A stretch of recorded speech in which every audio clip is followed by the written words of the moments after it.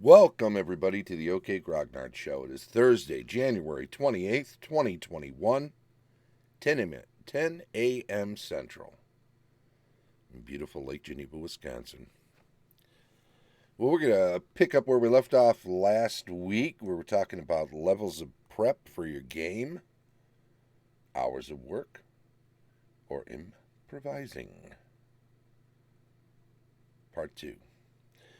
Last week, we mainly were talking about things you could do as the game was developing, as the campaign was being put together, as you were corralling the players and getting them set with their player characters, what to do maybe with some backgrounds, what to do about how much of a starting area you develop prior to the game. And all that's very important. But once you've started a game and say you've got a fairly small area developed because you're maximizing your time, you have to start feeling out the players on what sort of goals they might have. And you know what? I think it's important at this stage to leave it kind of loose, to talk to the players in terms of what what would they do whether or not they were that character. Generally, what are they trying to get out of the game? I know it gets a little meta at this point, and we're not talking about the player characters themselves necessarily because it's early stages. We're we're really trying to get an overall sense of what the players are trying to get from. If you haven't already done this before you even recruited the players or as you were recruiting them, try to get a sense out of what they're hoping to do with their time, with their hobby tabletop gaming time, because that kind of information can help you a great deal in figuring out what things you want to bring to the table as a DM to satisfy them, to make them happy, make them feel as if they have spent their time well, that they've chosen wisely in deciding to play in your game or to play the game at all. So, very important to make sure that that's the case. Get some water.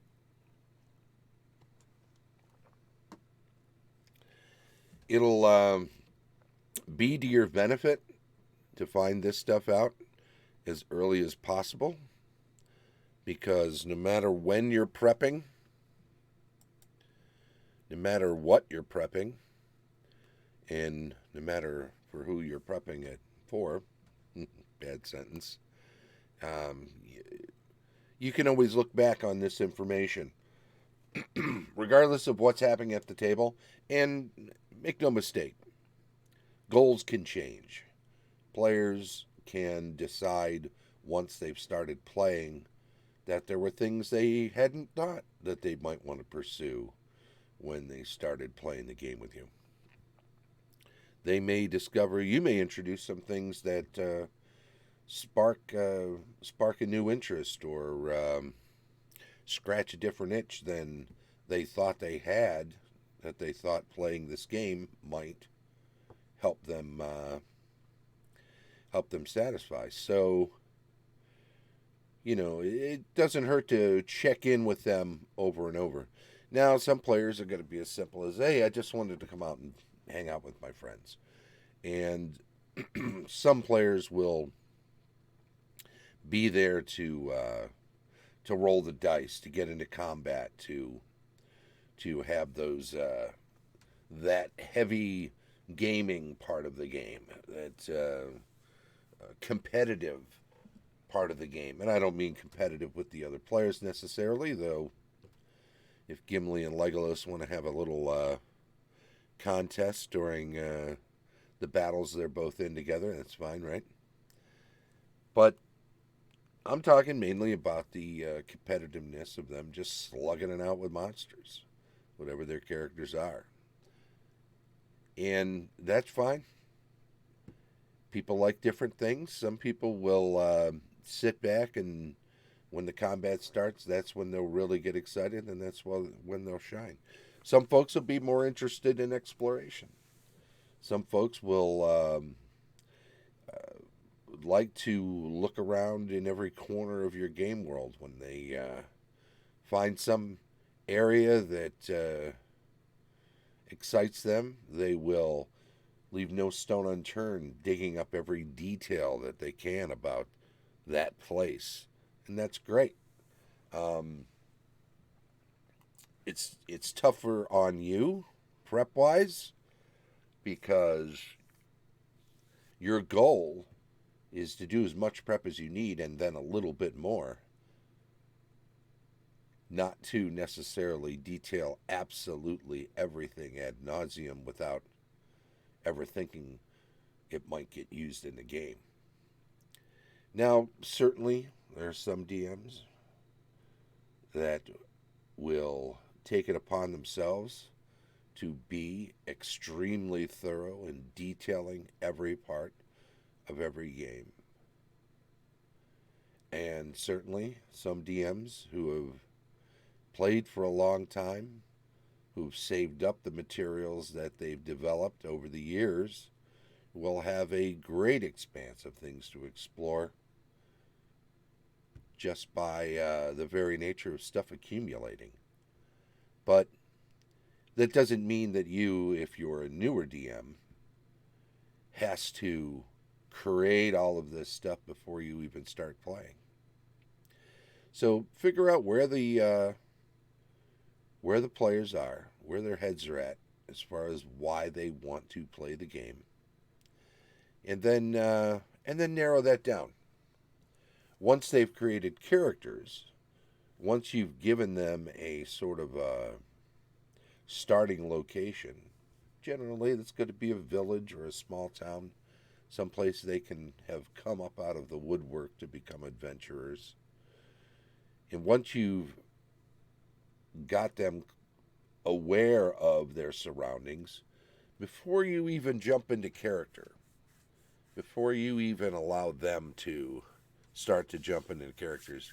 Hey Bob, hey Misty, how you doing? Thanks for coming out to the chat today. Before they even get their feet wet in the setting, ask them again. Now that they know what's out there, and more specifically, ask them what their character's goals are, not just their goals as a player in general, but ask them specifically, hey, you know who you're working with now. This is newer, this is different. You know where you are, you know who you are to some degree because characters develop. But once they've got those boots on the ground, so to speak, get more information from them. Find out what it is those characters will want. Now, maybe they'll be the same. I want to go kill some monsters. I want to get all the treasure and magic items in the world. I'm looking for something specific. My character feels pretty defenseless. This wizard. This wizard's looking for some sort of a ring or a cloak or something that can help him be less vulnerable. A thief is looking for the world's most fabulous object. And we all know from Time Bandits, just have to think hard enough about it. And you will wind up going there. So ask them all again. And, jot this stuff down. Make sure you know what it is. Maybe keep a separate section of a journal so that you can keep these wants and goals. And then if you find out that some things have changed for them, maybe they've succeeded in finding a cloak of protection, and now the wizard needs some new goal, overarching goal. Because these are things that maybe they can look for specifically, as long as they're general enough, going out and finding treasure. well, any old treasure will do in that case, right? But finding something specific like a cloak of protection or something is going to take some research. It's going to take some time. They're going to have to grease a few palms when they get to the right places where that kind of information might be available. So make sure to keep track of those goals and to cross them off. And all of this is a sort of a general, ongoing level of prep you can do that can guide a lot of the other prep that you do. Because when you're deciding, I'm going to detail this area, am I going to detail that area, am I going to add another level to Dungeon X? Because I always thought, this should be deeper, but I just never got around to adding another map and filling it in with creatures and treasure and all that. Some of these goals, these ever changing goals, may be your easiest signal telling you what you should be spending your time on when you're actually putting the nose to the grindstone and creating parts of your setting. Ah.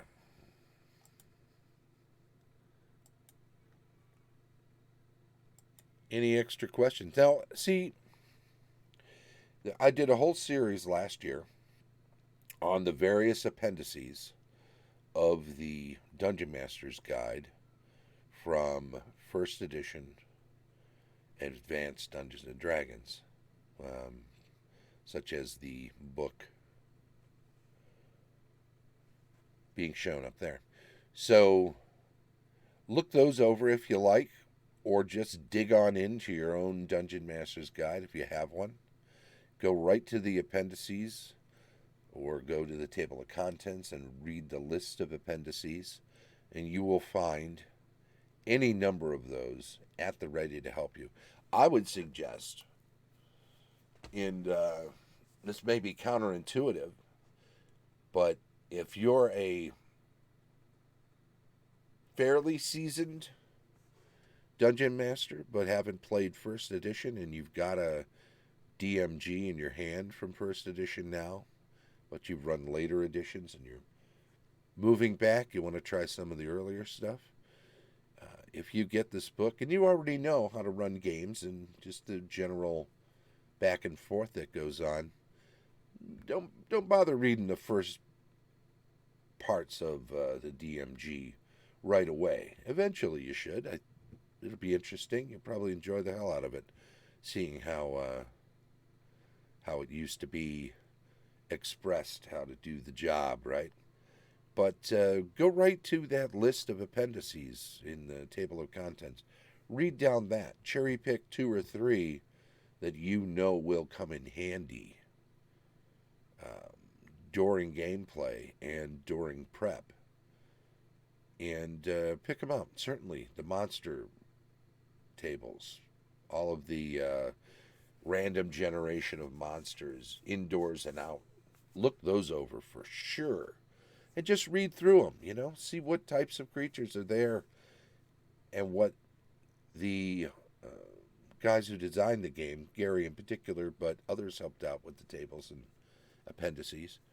So have a look there and see what they decided were the types of encounters that would be happening when you're in a certain place or on a certain level or at a certain level, because I think you'll see for those who have suggested that early RPGing wasn't concerned with balance, I think you'll see that that's baked right into these random tables. They certainly had every idea that there were ways of balancing the game so that, every time somebody created a player character, they didn't step out their front door and weren't immediately killed. Because obviously, a dungeon master who's running a game master, any type of RPG, can just throw everything but the kitchen sink at the kitchen sink at players at any time they want to and just destroy the characters. So, but where's the fun in that, right? So it's always been a matter of creating a sort of balance. There's a sort of conceit to every RPG that you're creating a survivable scenario. Not automatically survivable. There's no stakes when you know you're going to survive every moment. So if there's a combat and weapons and that sort of thing in a game, you might as well cover them in foam if you're not going to actually allow the claws and the bites to dig in and potentially, kill a player character. So, sup, Rick? Hey, Bob. Henry Arbonite says, every time I look at the DMG, I find something I've never seen before, even when I think I've read the whole thing. Yeah, right? I probably read the whole thing for this show over the course of 2020. I did so many shows where I was reading and commenting and editorializing and pontificating on various sections of the DMG. But it is without a doubt the single most useful book I've ever had in. I started in '74 with original D&D, so that's what 47 years now. It's crazy. I'm only 36, right? No, I'm not. I'm older than that, but I started when I was pretty young, 11, 12, and it was in 1974. Well, it had to be early part of '74, so I must have been 11. I'm sure it was probably summertime. God, those memories just fade when you get older. Watch yourself. I can remember the moments. I can't necessarily remember the context. I remember playing in those games. I've talked about this and other things. So let's continue with this. What other things are there besides the Dungeon Master's Guide that could be very useful? Well, we've talked a lot about 30 things can happen, and I'm not going to go too deep into that because we've been there a number of times on this show, and I think it's enough to just point it up. It's a useful little starting point sort of thing. You can create hooks out of it. It uses a 30-sided die or a D6 coupled with a D10. Your choice. If you have a 30-sided, it's a fun way of getting a chance to put it into play. There's an old book called The Rogues Gallery. I don't know if you're familiar with this, but I'll do a quick flip through on this. Because you can get this on DriveThruRPG with, where are we at? Oh, here we go. You can get this on DriveThruRPG. I don't know if it's like $5 or something like that, but it's got a lot of characters in it: assassins, bards, clerics, fighters, illusionists, magic users, monks, multi-class characters, paladins, rangers, thieves, sages, and then further down, and this can be very useful during gameplay, as all of that can, because you can run into those types of characters as NPCs too. 0 level characters, caravans, city guards, city watch, border patrols, pilgrims, bandits and buccaneers, Kuato, Kirin, Shedu for particular settings, right? Liches, dungeon parties, and personalities. And a lot of the personalities are, and this is it, you've got whole, and I won't turn the page sideways just because I don't want to mess with that right at the moment, but you've got whole tables full of assassins, whole tables full of bards, whole tables full of druids, and some really cool illustrations too, by the way, which is a lot of fun. Scimitar, no armor? Oh, that's a druid. You've got whole tables of fighters and all the other classes we mentioned, including the multi-class characters. And they're stats. They give you the stats. You're going to have to come up with a personality on that, for those particular things. But let the personality suit the occasion.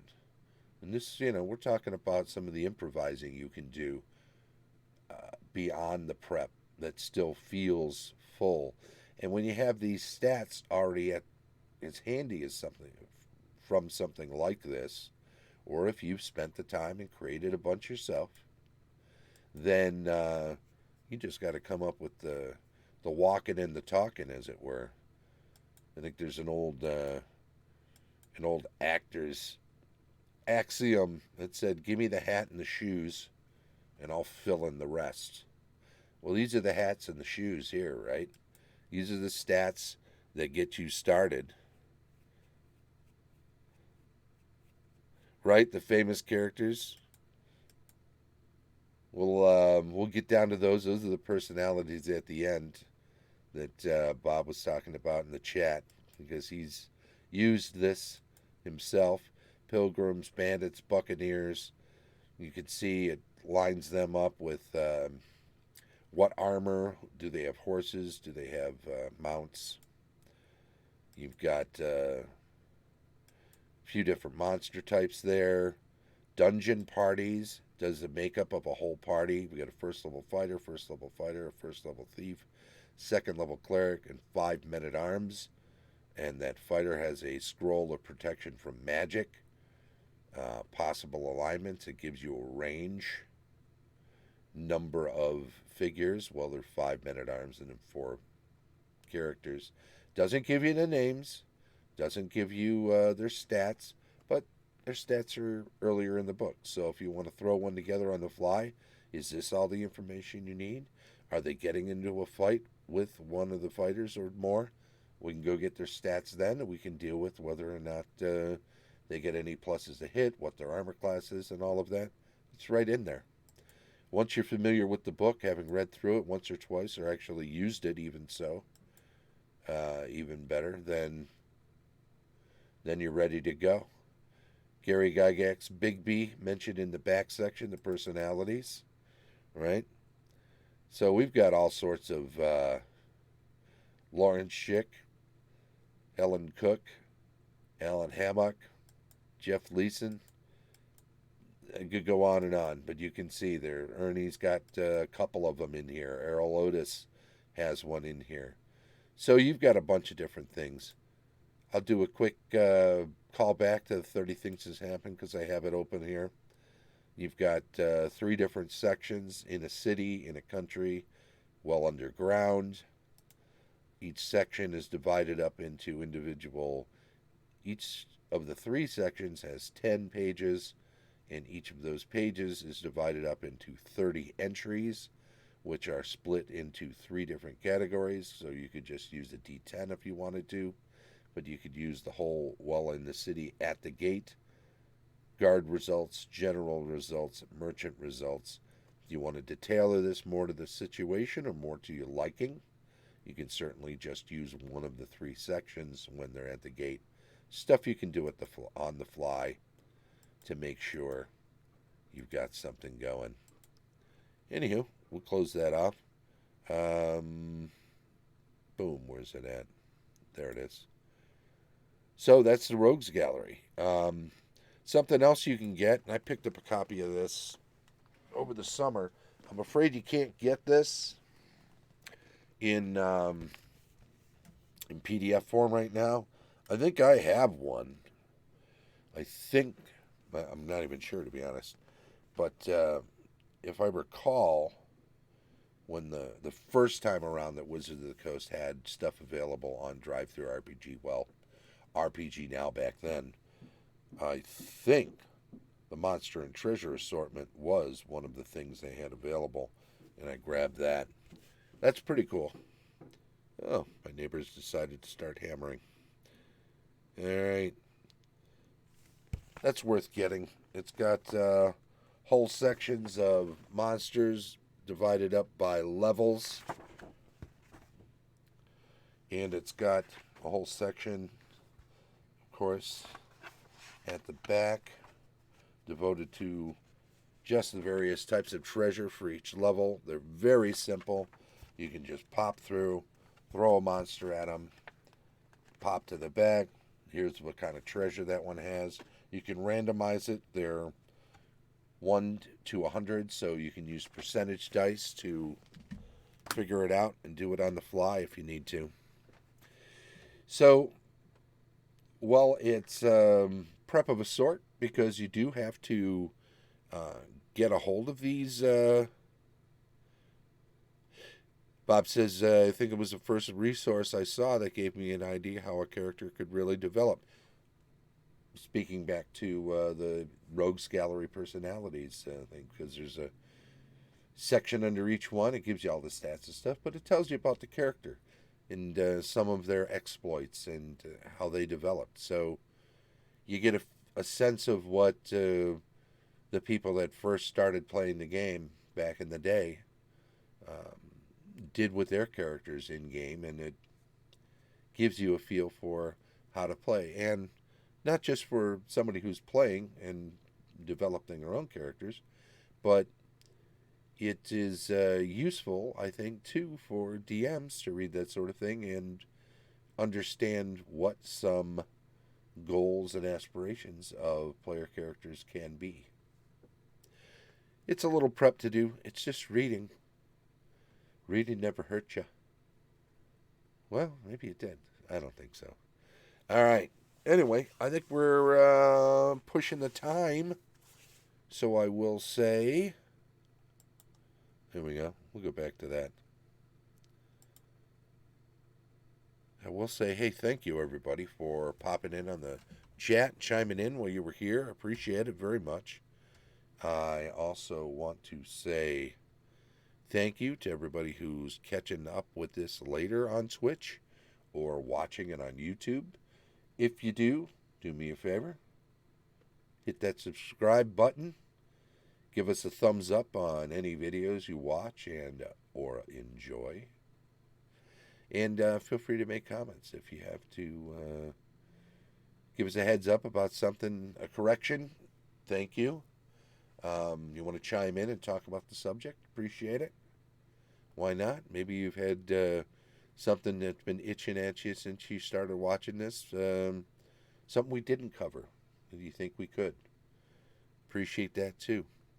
We'll probably do a part 3 on this. I want to do some more discussion of where to take prep to the next level. But I don't think we're going to do it next week. I think we're going to let this marinate for a little while. I want to do some other things. Maybe just some development. Maybe it is prep, because developing adventures and that sort of thing could be interesting. While it isn't necessarily an add-on from this, it's related. Everything's related, right? It's D&D. Anywho, I'm going to say thank you very much, and I will catch everybody next Monday. Don't forget, we're now in the new year on Monday and Thursday, 10 a.m., and that's the new format. Oh, we don't want to turn that on. Where are we at? There we go. Thanks, everybody. This has been the OK Grognard Show for Thursday, January 28th, 2021, 10 a.m. Central, beautiful Lake Geneva. Part 2 of Levels of Prep, Hours of Work or Improvising. As I said before, Monday and Thursday, 10 a.m. Central is a new format. Thank you very much to everybody who was watching today and who watches this in the future. I do appreciate it, and we will catch you soon. Bye-bye.